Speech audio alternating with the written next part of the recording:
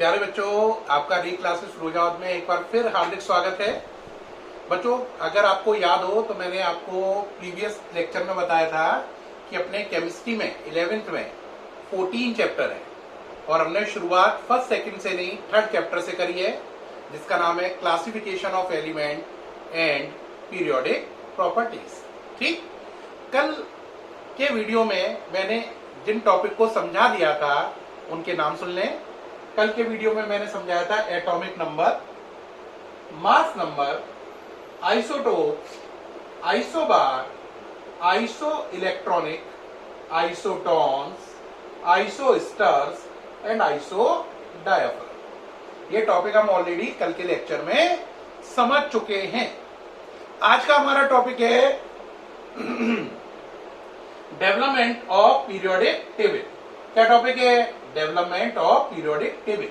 यानी periodic table जो आज हम पढ़ रहे हैं, देख रहे हैं, वो अपने ओरिजिनल फॉर्म में कैसे आई, क्या क्या घटनाएं हुई जब वो जाकर अपने इस फॉर्म को ला पाई। तो वो सारी हिस्ट्री को हम पढ़ेंगे। उसकी शुरुआत होती है सबसे पहले साइंटिस्ट आए डॉबरिनर ट्राइड। डॉबरिनर ट्राइड।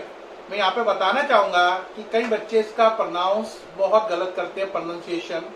जरा देखें इसको प्रोनाउंस कैसे करना है, देखें जरा। इसमें DOBE है, इसको एक साथ लें, डॉब। फिर लिखा हुआ है REINE, देखें REINER। इसमें आपको इसको पढ़ना है, इसको पढ़ना है, लेकिन ई को साइलेंट करके। जरा पढ़ो, क्या पढ़ोगे? डॉब। ओके, अब इसमें ई को छोड़ दो, RINER। क्या पढ़ोगे? रिनर। डॉब रिनर। और इसको क्या पढ़ोगे? ट्राइड। क्या पढ़ोगे? ट्राइड। तो प्रोनाउंस क्या होगा पूरा? डॉब रिनर ट्राइड। एक साथ मिलाओ, डॉब रिनर ट्राइड। एक साथ मिलाओ, डॉब रिनर ट्राइड, है ना? डॉब रिनर ट्राइड। Is it okay? क्या प्रोनाउंस करना समझ पाए? अब इसमें इन्होंने कहा क्या? इसमें उन्होंने बोला कि 3 एलिमेंट का ग्रुप, बोलो कितने का? 3 एलिमेंट का ग्रुप जिनकी प्रॉपर्टी सेम हो, ट्राइड कहलाता है। The group of 3 element having same properties is called tried.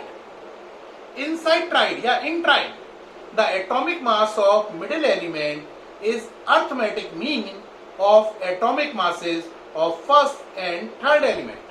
क्या मतलब हुआ इसका? उन्होंने बोला 3 एलिमेंट का ग्रुप जिनकी प्रॉपर्टीज समान है, ट्राइड है। और ट्राइड में बीच वाले एलिमेंट का एटॉमिक मास पहले और तीसरे एलिमेंट के एटॉमिक मास का एवरेज होगा। एवरेज होगा, उसके लिए वर्ड यूज किया अर्थमेटिक मीन। ठीक है, बात समझ में आई? इसको प्रोनाउंस कर पाएंगे? डॉबरिनर।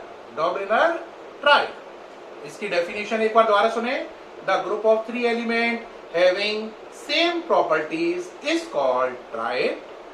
In triad, the atomic mass of middle element is arithmetic mean of atomic masses of first and third element.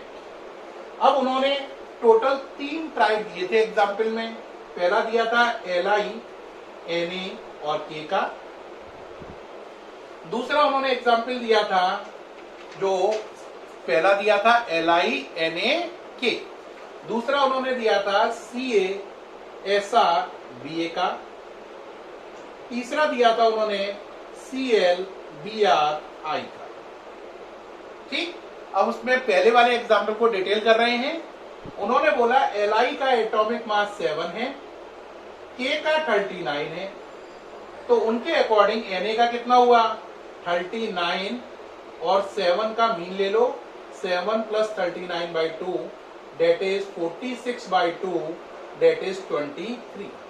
तो उन्होंने कहा क्योंकि Li का नंबर 7 है और K का 39 है, तो इन दोनों का एवरेज कितना हुआ? 23।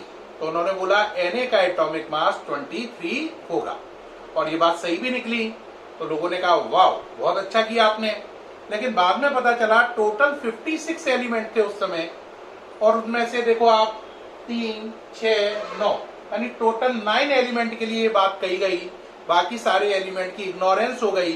तो लोगों ने कहा सही तो है, लेकिन 56 में से केवल 9 एलिमेंट एप्लीकेबल हो रहे हैं, बाकी ट्राइट नहीं बन रहे हैं। तो लोगों ने इसको ज्यादा तवज्जो या ध्यान या टेंशन नहीं दी और ये मॉडल गुमनामी में खो गया। इसके बाद डॉबरिनर ट्राइट के बाद अगला आता है न्यूलैंड लॉ ऑफ ऑक्टेव। बच्चों क्या आता है? Newland law of octave. Newland law of octave देखें, new NEW, land LAND, Newlands law of octave. एक बच्चा कहेगा ये हमारा कुछ पढ़ा हुआ है। हाँ यस, याद करो, 9th में 9th 10th में टीचर बताते हैं इसे। इसमें हम लोग क्या बताते हैं आपको? यार म्यूजिक मालूम है ना? म्यूजिक में बताओ क्या क्या होता है? पहला सा रे गा मा पा धा नी, फिर वापस क्या आ गया? सा। यानी म्यूजिक में पहला सुर भी सा है ना? फिर चलो, पहला सा, रे गा मा पा धा नी, 7 हो गए। फिर 8वां देखो, फिर क्या आ गया? सा। तो जिस तरीके से म्यूजिक में पहला और 8वां सुर समान है, जिस तरीके से म्यूजिक में पहला सुर भी सा है और 8वां सुर भी सा है, उसी तरीके से उन्होंने बोला अगर एलिमेंट को एटॉमिक मास के इंक्रीजिंग ऑर्डर में लगाएं तो हर पहले एलिमेंट की प्रॉपर्टी 8वें एलिमेंट जैसी होंगी, या थोड़ा उल्टा बोल लो, हर 8वें एलिमेंट की प्रॉपर्टी पहले एलिमेंट से मैच करेंगी। तो उन्होंने क्या बोला? उन्होंने कहा जैसे म्यूजिक में पहला और 8वां सुर समान होता है, ऐसे ही अगर एलिमेंट को एटॉमिक मास के इंक्रीजिंग ऑर्डर में लगाएं तो हर 8वें एलिमेंट की प्रॉपर्टी पहले एलिमेंट जैसी होंगी। अब इसे इंग्लिश में कन्वर्ट करो। इंग्लिश में बोलते हैं जरा, if we arrange all the elements in increasing order of their atomic masses.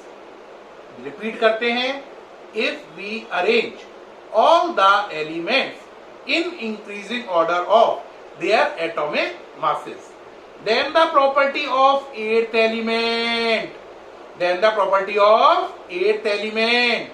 are repetition of the properties of first element। एक बार दोबारा सुनेंगे, if we arrange all the elements in increasing order of their atomic masses, then the properties of 8th element are repetition of the properties of first element। ठीक। अब बात रही इसका example क्या है। उन्होंने लिखा सा, आगे चलो, रे गा मा पा धा नी, फिर वापस सा। इसके नीचे उन्होंने लिखा पहले LI BE BCNOF। प्यारे बच्चों, उस समय नोबेल गैस डिस्कवर नहीं हुए थे, तो NE नहीं लिखा है मैंने। NE को छोड़ दो, फिर आगे क्या आएगा? Na Mg Al Si PsCl। Noble gas discover नहीं हुए थे तो आर्गन नहीं आएगा, फिर क्या आएगा? KC। उन्होंने इस तरीके से पूरे एलिमेंट को लगा दिया। जब लगाया तो उसके कुछ दिनों बाद ही नोबेल गैस की डिस्कवरी हो गई। नोबेल गैस की जैसी डिस्कवरी हुई, आप सोचो F के बाद क्या आएगा?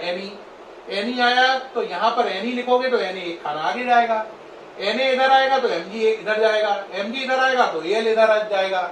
इस तरीके से सारे एलिमेंट जो पहले सही से लगे हुए थे सब अपनी जगह से डिस्प्लेस हो गए, हिल गए, और ये मॉडल रिजेक्ट हो गया।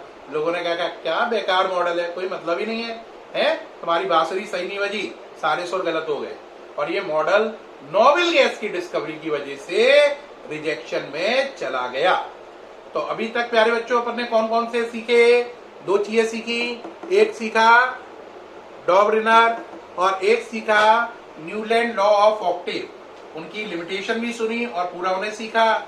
इसके बाद नेक्स्ट साइंटिस्ट आएंगे, उनका वर्णन अगले वीडियो में किया जाएगा। थैंक यू प्यारे बच्चों।